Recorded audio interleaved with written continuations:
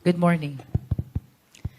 In response muna dun sa mga comments na airtight ang kaso and 99.9% ang conviction, tayo po ever since we're very much conservative, no? So I wish to invite the attention of the public to the fact that we have never seen the defense evidence, even the slightest way. This is for the reason that in the entire proceeding before the Justice Committee, the defense team never appeared, never availed of the opportunity, and never presented even a single evidence, no? So, of course, we have seen the evidence. They're strong enough for the purpose of determination of probable cause. Pero pagdating po sa trial, assuming that the committee report, the finding of probable cause will be affirmed by at least 1/3 of the members of the House, assuming only, pagdating po sa trial, I think it is important to see first the defense evidence, no? We've seen the prosecution's evidence, we've seen the complainant's evidence, but we need to see first the defense evidence for us to be able to assess kumusta ang strength ng evidence for purposes of conviction. Now, with regards to the current proceeding before the House of Representatives, alam po natin lahat na natapos na ang determination of probable cause ng Justice Committee. Na-approve na rin po ng Justice Committee ang committee report along with the resolution setting forth the articles of impeachment. As a matter of fact, we have transmitted already all these documents to the plenary. Now, we are anticipating that this coming Monday, we will be given the opportunity to defend the committee report, no? To defend the findings of probable cause, to defend the articles of impeachment. We will anticipate that there will be debate in as far as our findings of probable cause is concerned. Pwede rin natin i-anticipate the proceeding that we had in the Justice Committee might be questioned by some of the members of the House. But we will be responding to all the questions of the House members.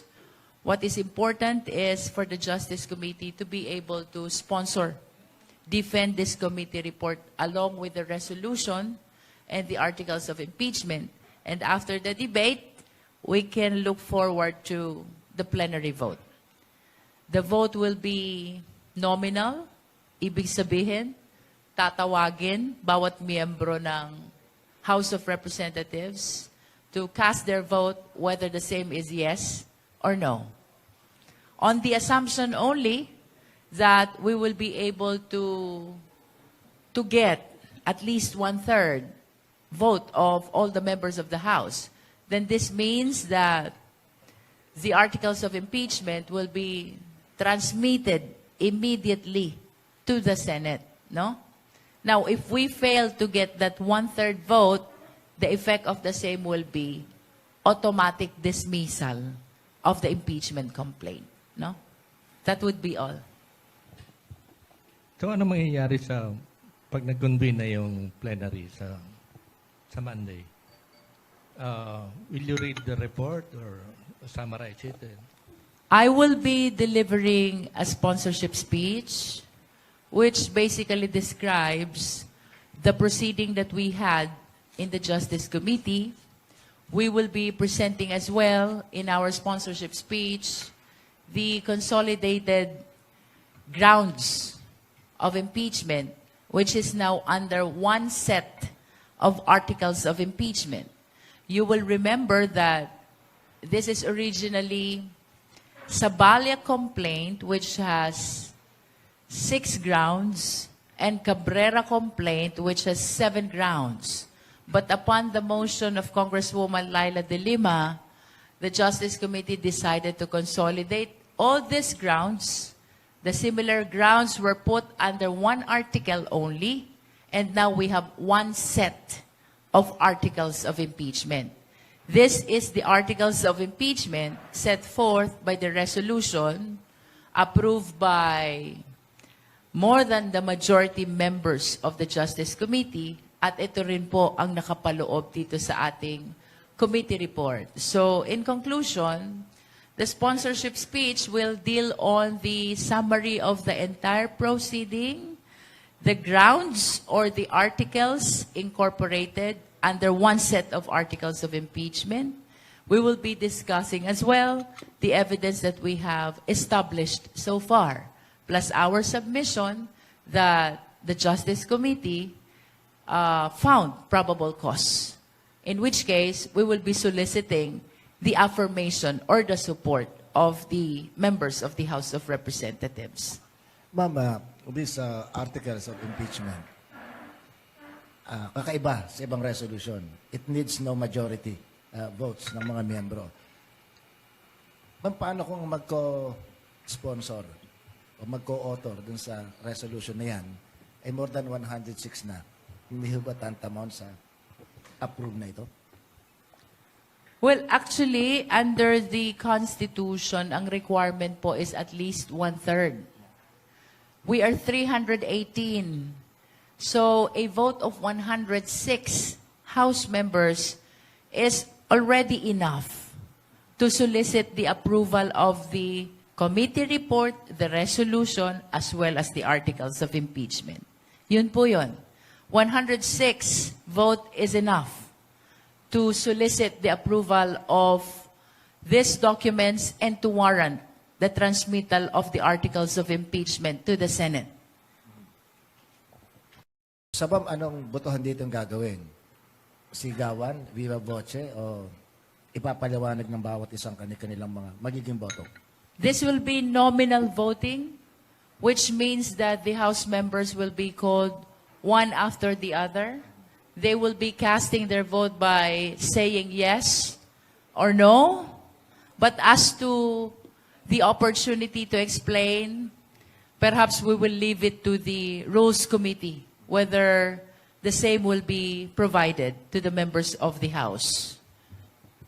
Ma'am, from your vantage point, is there a need to secure more votes other than what is required in the Constitution? From my perspective, yes.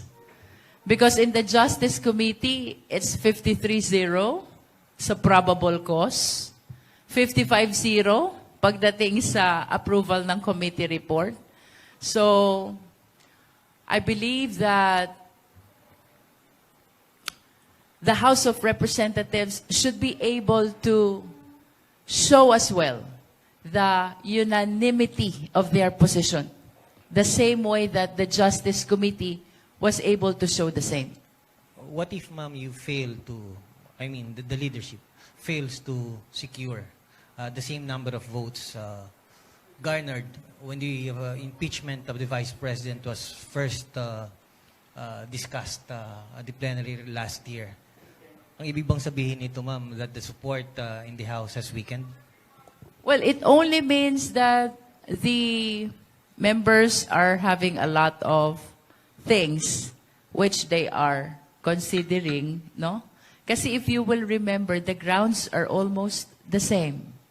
The grounds in the first impeachment back to the 19th Congress and the grounds under the current impeachment, now that we are under the 20th Congress, they're almost the same, no? So if some members are changing their position on this impeachment, it only means that there are factors which are present now, not present before, which probably affect their position today. Ma'am, follow-up na lang. Last year, hindi namin narinig yung mga salitang will vote based on their conscience. But it's now na medyo frequently naririnig namin yun. Ano yung motibasyon? Bakit all of a sudden may mga ganitong kolatilya? Samantalang nung nakaraang taon, ma'am, nag-uunahan pa yung mga kasamahan ninyo sa pagpirma. Perhaps it has something to do with other factors to consider in deciding on this impeachment, no? Ito, I discussed this already in the other interviews. One, of course, is how a member of the House appreciate the evidence. Second is the fact that the members of the House are all political personalities, which means that they are considering as well their political interest. Third, the fact that the national election is already approaching.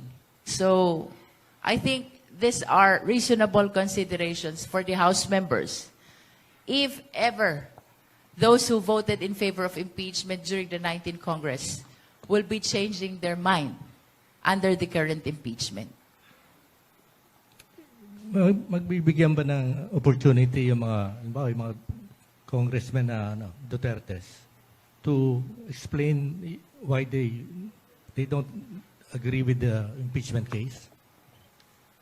Well, there will be debate after the sponsorship speech, and I think everybody will be given the opportunity to participate in the debate, no? I'm quite sure about that, the interpellation. But with respect to the explanation of vote, siguro i-consider din ng rules kung ilan ang House members who are interested to explain their vote.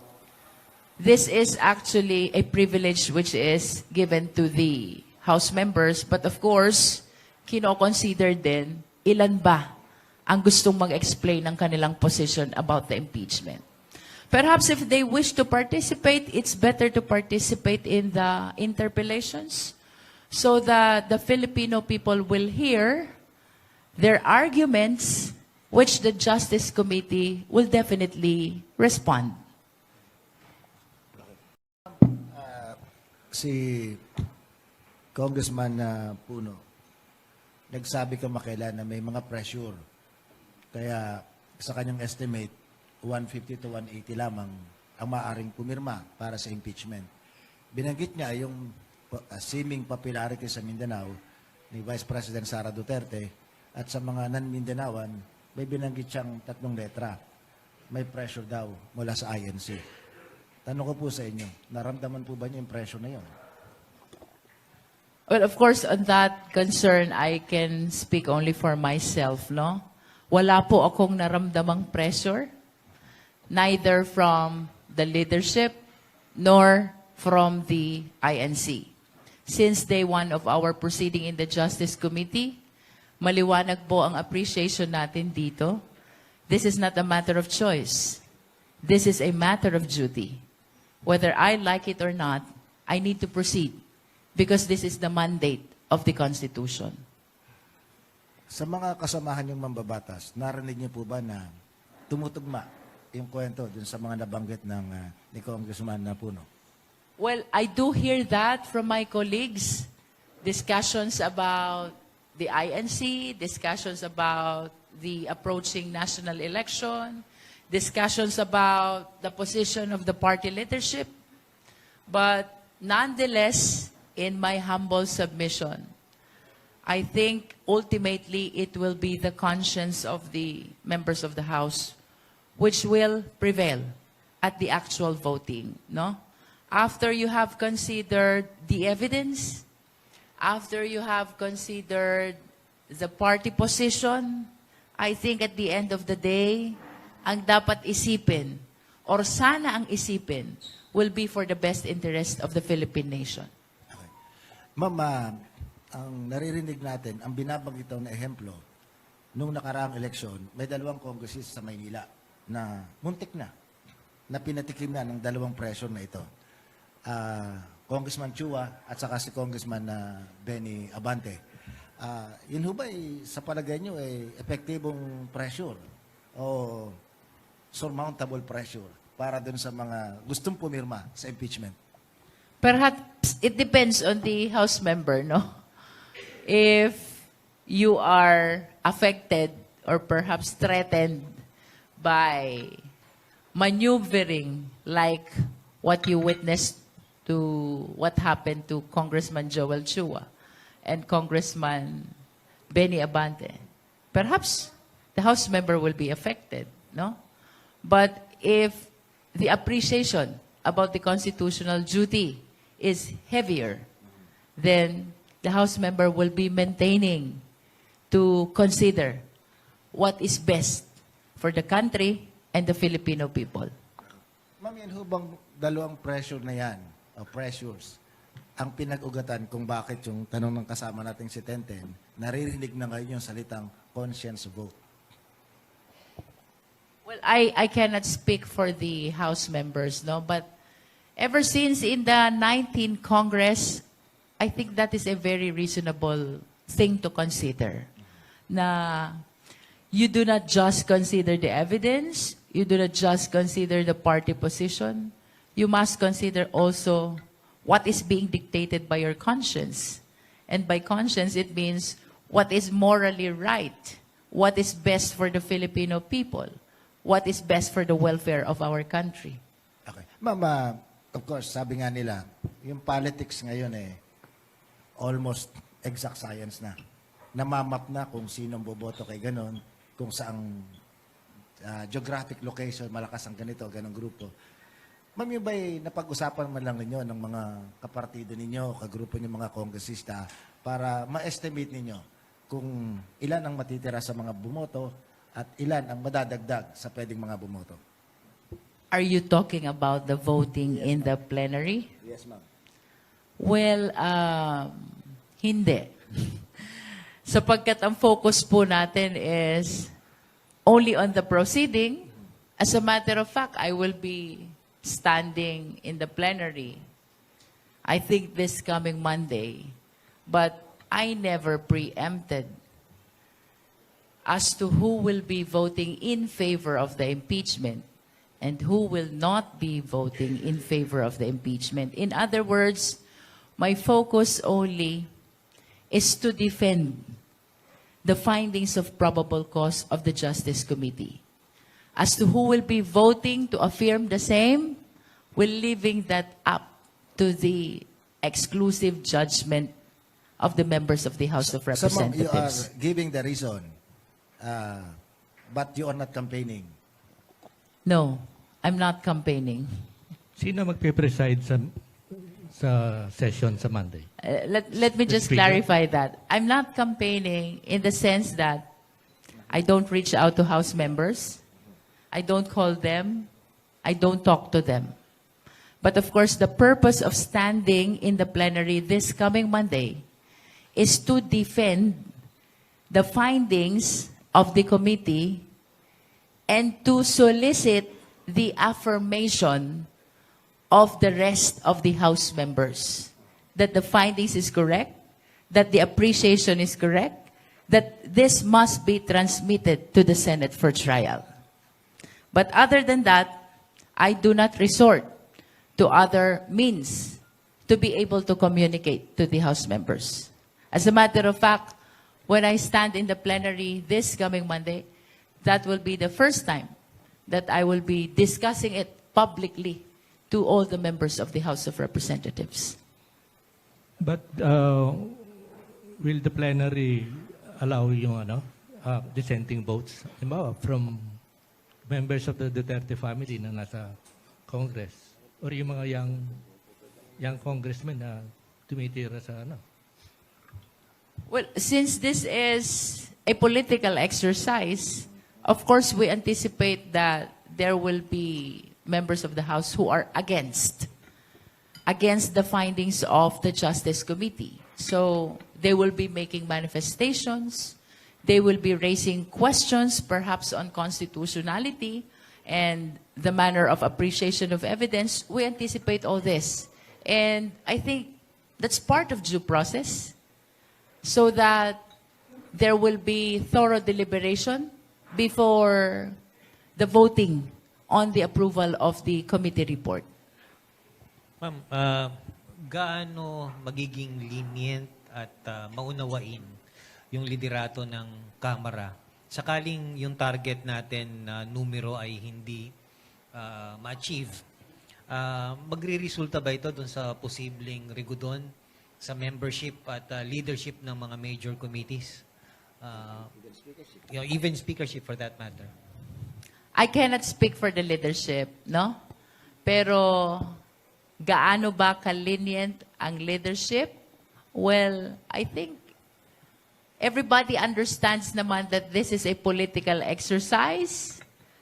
There are a lot of national parties in the House.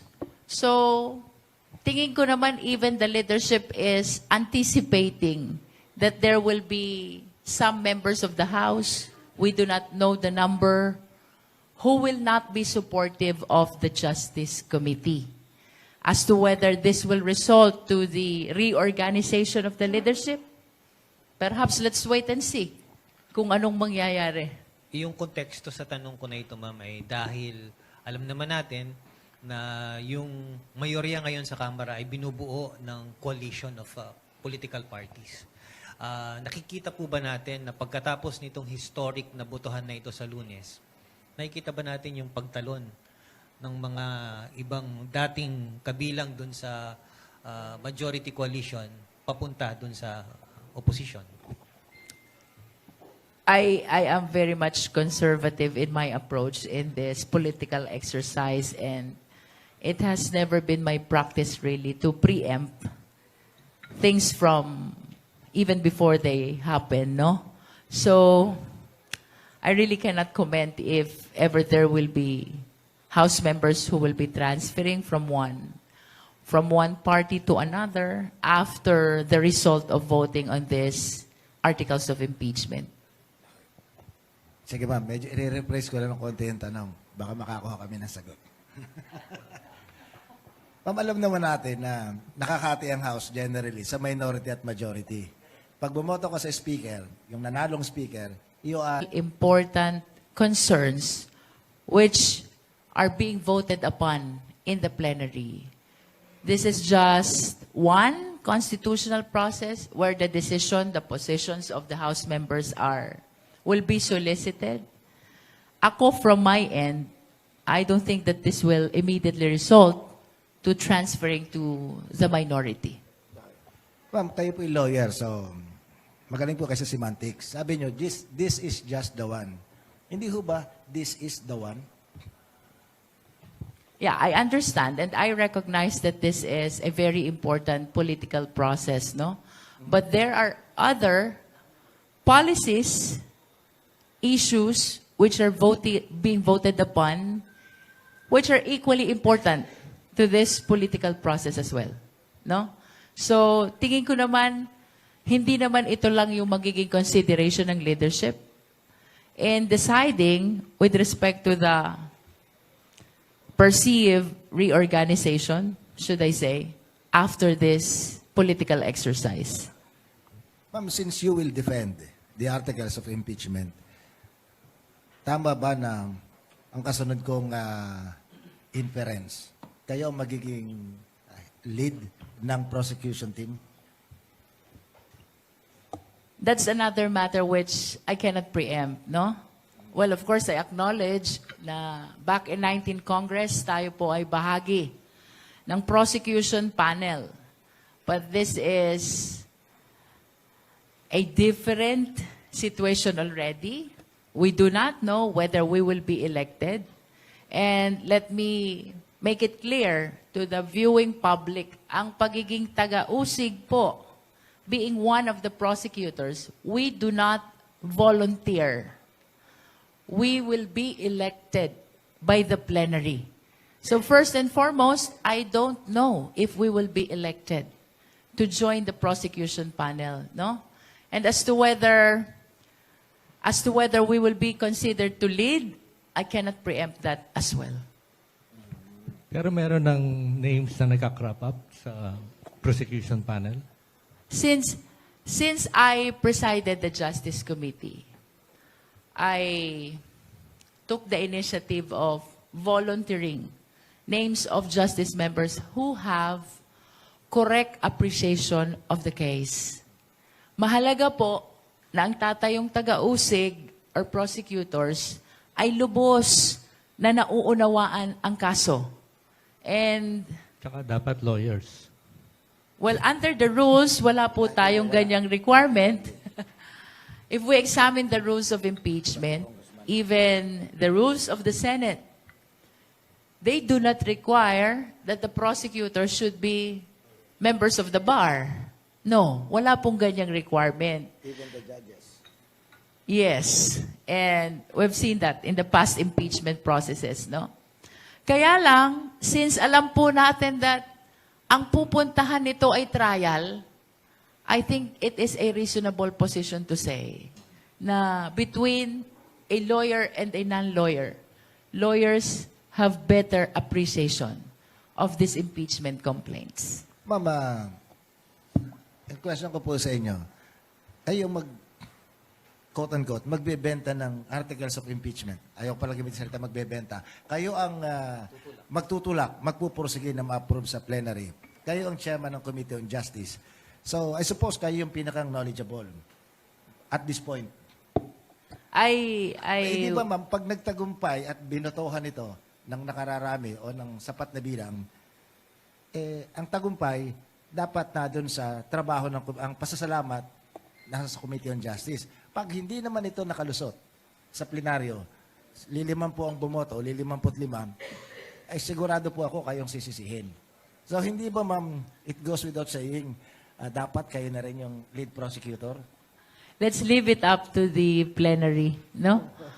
And ako, confident po ako in my capacity as Justice Chair, napakahuhusay po ng taga-Justice Committee. They really have the correct, accurate appreciation of the case, including the evidence in support of the different articles of impeachment, which now are 4 only, no? Confidential fund, unexplained wealth, bribery, threat. That's how we consolidated the different grounds of impeachment, no? And to conclude my point, regardless of what will happen in the plenary vote, I can honestly say that I am very much thankful to all the justice members for the job well done. I commend them for their appreciation, the correct appreciation of the case which I observed since day one until we voted on the approval of the committee report. Perhaps some may not be observing, ang chairman po ng Justice Committee, I never voted in the so many concerns that we voted on in the Justice Committee, no? I was just observing how the justice members vote. And indeed, I do commend them for their correct appreciation of everything that we resolve before the Justice Committee. Ang daming beses po nilang bumoto. One is on the form, next is on substance, third is on the ground, and fourth is on probable cause. And I really commend how they appreciated both the arguments and the evidence which guided them in voting on these 4 important questions before the Justice Committee. Ano yung magiging role ng private prosecutors as compared to yung prosecutors ng Justice Committee? Well, just on the assumption na makalusot po ito sa plenary, no? Because this is my first time also to participate in an impeachment, if ever, in the trial. Ang nakikita ko po sa ordinary criminal case hearing, the private prosecutor must always be under the control and supervision of the public prosecutor, which means that the public prosecutors should always be the lead, and the private prosecutors can assist. We checked also what happened during the Corona impeachment. Ang sabi ni then presiding officer, JPE, Juan Ponce Enrile, yung mga parliamentary concerns must be done by the public prosecutors. But the private prosecutors can participate both in the direct and in the cross-examination. Ma'am, yung Senado, for lack of better term, ay kilalang kuta ng mga masugid na taga-suporta ng pangalawang Pangulo. Do you think when the trial starts, dadalo ang pangalawang Pangulo dito? Bagay na hindi niya ginawa sa kabila ng napakaraming imbitasyon ng inyong komite. I wish to believe na dadating ang Vice Presidente. Why? Not only because of what you said na ito yung kuta ng mga kakampi, no? But because this is her last opportunity to present her evidence. And if she will be missing this opportunity, then we have reason to believe na baka nga mag-result ito sa conviction. I think she should participate fully this time to be able to present her evidence, counter the evidence of the prosecution, dahil wala pa naman pong judgment. This trial may result to conviction, but it may also result to acquittal, depending on the evidence which will be presented by the defense. Because we've seen already the complainant's evidence, no? We've seen them already. They were enough to sustain probable cause, but as to whether they are enough to sustain conviction, it depends on the defense evidence which will be presented. Pero kung hindi maglalatag ng ebidensya ang depensa, we can actually anticipate the appreciation of the senator judges that the complainant's evidence might be sufficient to support conviction. Because it will remain unrebutted kung walang maglalatag ng ebidensya from the defense. Napakahirap po nun. Kahit po sa ordinary court proceeding, pag naglatag ng ebidensya ang complainant, walang nilatag ang depensa, yun pong ebidensya ng complainant, we consider it unrebutted, unquestioned, no? In which case, there's a big chance of appreciation by whoever will resolve the case. Ma'am, all the charges leveled against the Vice President are now in the open. Gusto lang namin kunin yung opinion nyo bilang isang batikan at hinahangaan na manananggol. What could be her strongest defense at this point?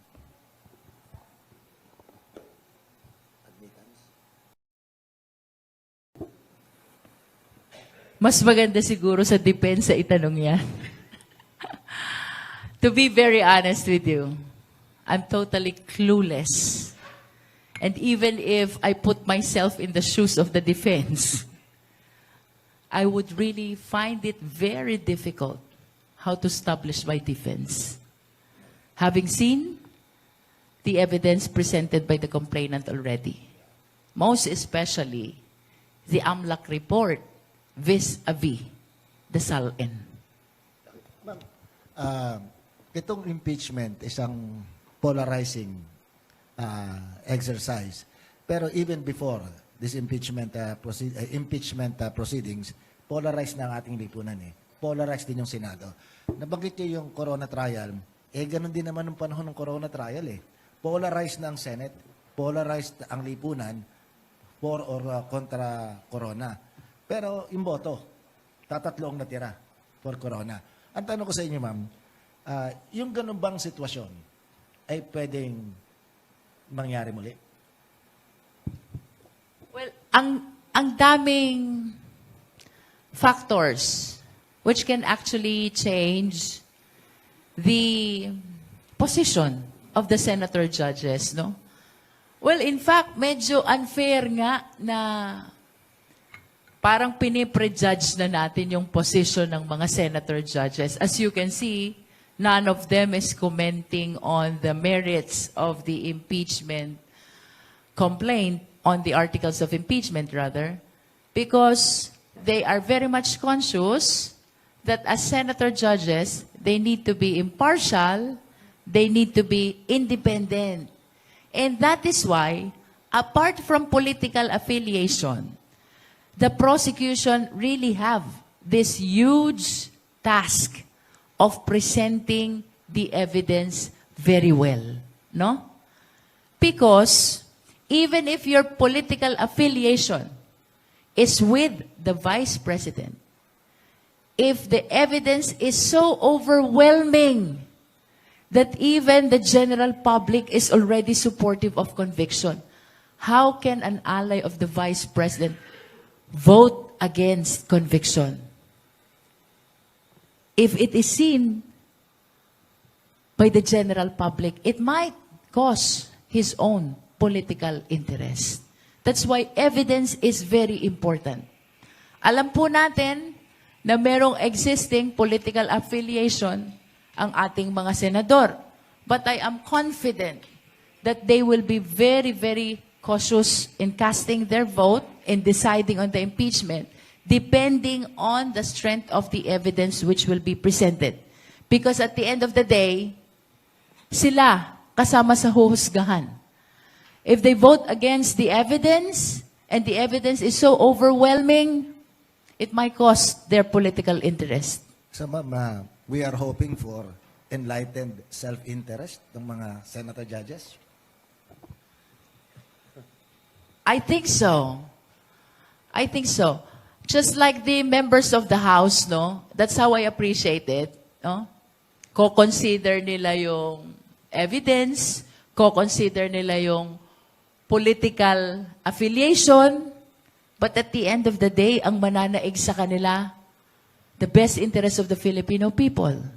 Which means that kung ano ang matimbang sa sambayan ng Pilipino, I think they will go for that. Kung magkaroon na unexpected turn of events, na merong mag-move sa ilang senators na stop yung trial, what can they do? Dapat may basis. Run to the Supreme Court, gano'n? Well, we do not want to anticipate a situation na just because of political affiliation, they will be moving to stop the impeachment trial. They will be moving not to convene the impeachment court. Dapat may basis. As a matter of fact, we should remember there are, I think, 4 petitions pending before the Supreme Court. All of them are questioning the constitutionality of the proceeding before the House. But to this date, wala naman pong TRO. Wala naman pong injunction. Which means so far, they have not seen any violation of the rules, the Constitution, and the decisions of the Supreme Court in as far as impeachment process is concerned. No?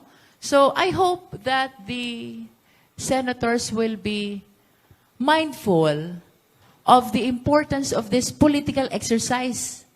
As a matter of fact, there's a specific article in the Constitution dedicated for impeachment. So, the decision of whether to stop or not should not be based solely on political affiliation. Let the people hear. Ano bang dahilan? Bakit gusto mo itong ipatigil? May question ka ba ng unconstitutionality? Are you mindful that there are petitions already pending before the Supreme Court? In the absence of reason, sufficient basis for a motion to stop convening the impeachment court, baka, kagaya ng sinabi ko kanina, it might cost the political interest of the senator already. Because I think survey now about having the impeachment trial is very much in favor of proceeding to Senate for trial. Which means, ang gusto ng Pilipinong nakararami ay magkaroon ng tamang paglilitis dito sa impeachment na ito. Ma'am, help us understand more. Kasi may nagsasabing ang Supreme Court daw masyadong overreaching. Overacting nga, sabi ng mga non-lawyers. Ang tanong ko po sa inyo, ano ho ba talaga yung ibig sabihin ng 3 co-equal branches ng ating government? Kung ang Supreme Court ay aakto ng ganun, pinasukan yung usapin ng impeachment, pinatigil ang impeachment, mukhang the gods of Padre Faura must be that supreme. Yung courtesy naman, kung nakabati lang po sa courtesy yung pagiging co-equal, Yung budget ng Supreme Court, kahit alam niyo may 20% dyan, bakante yung mga pwesto. And yet, hindi nyo iniisa-isa kung magkano talagang ginagastos sa sweldo. At the end of the fiscal year, dinedeklarang savings, tapos pinaghahati-hatian bilang bonus. Pero hindi ini-scrutinize ng mga kongresistang budget ng Supreme Court in the name of respect and being co-equal. Pero parang yata nare-reciprocate yung equal respect na binabagay. So, ang tanong ko po sa inyo, ano pa talaga pinagbabatayan para maging co-equal? Kasi kung pahintuin ng Supreme Court yan, anong gagawin? Sabi ni Senator Tito Soto, trabaho namin to . Imagine yung Senate President, pinagpapaliwanag ng Supreme Court doon sa kanyang comment na ginawa niya bilang Senate President at bilang Senador. Ma'am, your explanation please. Well, of course, we adhere to the principle of separation of power na ang executive ang tagapagpatupad, ang legislative ang tagagawa ng batas, ang legislative din ang taga-dinig ng impeachment process na ito. Initiation belongs to the lower house, trial and judgment belongs to the Senate. At ang hudikatura naman, ang taga-interpret at resolve ng lahat ng mga issues concerning our existing laws, no?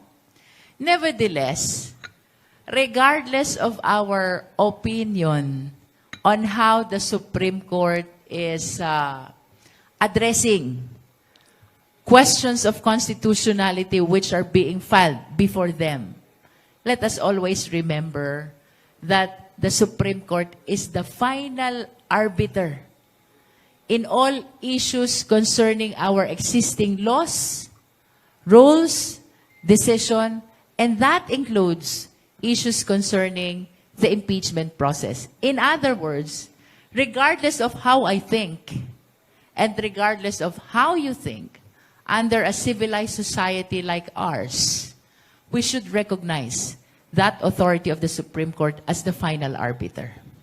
So ma'am, ang impeachment court, dalawang presiding officer. Yung Chief Justice at saka yung Senate President. Pinagpapaliwanag nga nung... The Chief Justice will be the presiding officer if the official being impeached is the President. Yep. But this time, Senate President lang. the Senate President will preside because the impeachable official concerned is the Vice President. So ma'am, may chance bang mangyari yung sinabi ng isang senador, Robin Padilla, sabi niya, tungkulin daw nila sa minorya na umopose. Kaya nga the opposition . Exactly yun ang kanyang words na ginamit. Pwede bang mangyari yun na magbotohan yung senador? Ayaw namin ng impeachment. Mas marami kaming umaayaw. Pwede bang mangyari yun? So we respect Senator Robin Padilla, no? But in the absence of reason, of basis, why the impeachment court should not be convened, I think it will be very difficult to understand why they will move not to convene. Dapat ilatag muna nila ano bang dahilan. Kung ang Supreme Court nga, to this date, they're not issuing TRO, they're not issuing an injunction, he should give us opportunity to hear first. Ano bang dahilan nyo why you are against convening the impeachment court? Because his reason, na just because they are opposition, they will be going against convening the impeachment court or going against the impeachment. That's very difficult to understand. This is a political exercise. What is at stake is the best interest of the sovereign Filipino people. Medyo hindi ko narinig yung isang word na binanggit nyo. Ano binanggit nyo? We expect o we respect? Yung paliwanag ni Robin. I respect Senator Robin, but his statement is quite difficult to understand in the absence of reason or basis why we should not proceed to convening the impeachment court. Last week, sabi nung isang lawyer na resource person natin, he does not expect Sara Duterte to appear before the Senate. What do you think? Yeah. Ako, I do not want to preempt whether she will appear or not. But if I were in her shoes, I will appear because this is my last opportunity to present my case. If I miss this opportunity, then I should anticipate the possibility of losing this case. Or in other words, receiving a judgment of conviction. Sino ba harap sa na lawyers ni Sara? I anticipate that the legal team she introduced before will be the same legal team who will be appearing this time. I think that's Fortuna Narvasa, along with Attorney Poa. That's what I see during their press conferences. In February of this year, ma'am, the Vice President has announced her intent to run for President in 2028.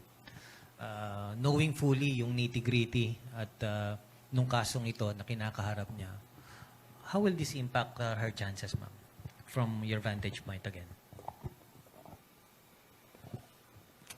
Well, ako po naniniwala na malaki ang epekto nitong impeachment trial na ito on the possibility of the president, of the vice president, being elected in 2028. I think the issue now is whether she will be elected or not, because the fact of running has been pronounced already by her, no? I express my faith to the sovereign Filipino people that whatever will be the decision of the impeachment court, as a matter of fact, I believe that the proceeding in the Justice Committee already affected the position of the Filipino people on whether or not they will be supporting VP Sara for president, no? Yes, she has pronounced already her intention to run, but this is only my humble opinion that the proceeding before the Justice Committee, the evidence that they saw during the proceeding, what will happen in the plenary on Monday, and what will happen in the trial, even without conviction. Just the fact that the people were able to see the evidence, I think this have huge impact already on the chances of the president as to whether she will be elected or what.